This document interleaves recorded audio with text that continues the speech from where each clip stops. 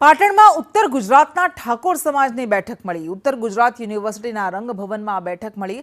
ઠાકોર સમાજની એકતાને લઈને મહત્વની બેઠક। આ બેઠકમાં ઠાકોર સમાજના નેતાઓ અને આગેવાનો હાજર રહ્યા હતા। જ્ઞાનીબેન ઠાકોર, ભરતસિંહ સોલંકી સહિતના નેતાઓ તેમાં હાજર રહ્યા।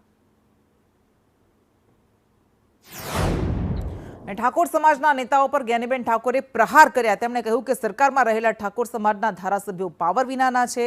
મંત્રીમંડળમાં રહેલા ઠાકોર મંત્રીઓ પણ પાવર વગરના છે। સરકાર સમક્ષ ઠાકોર સમાજની વાત તેઓ નથી રાખી શકતા।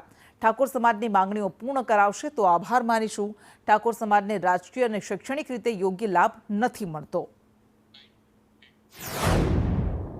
બેઠેલા લોકો છે તો અમે પણ જે કંઈ ઠાકોર સમાજની, ક્ષત્રિય સમાજની વિસ્તારોની સમાજની જે સરકાર પાસે જે માગણી છે એ માગણી અમે એટલા સુધી અમને પહોંચાડીશું અને એ માગણીઓમાં ક્યાંક ને ક્યાંક સમાજને મદદરૂપ થવા માટેના પ્રયત્નો કરશે અને અપાવશે તો અમે એમનો પણ આભાર માનીશું। માત્ર એમ જ કહે કે અમારી પાસે કોઈ સત્તાઓ નથી તો પછી એને દેશી ભાષામાં આપણે કહીએ કે ધારાસભ્ય હોય કે મંત્રી હોય પણ એ પોતાના વિભાગનું, ડિપાર્ટમેન્ટનું સાચું કામ હોય, વ્યાજબી હોય છતાં પણ એ પરિણામ ના લાવી શકે તો એ પાવર વગરના પ્રધાન આપણે કહી શકાય।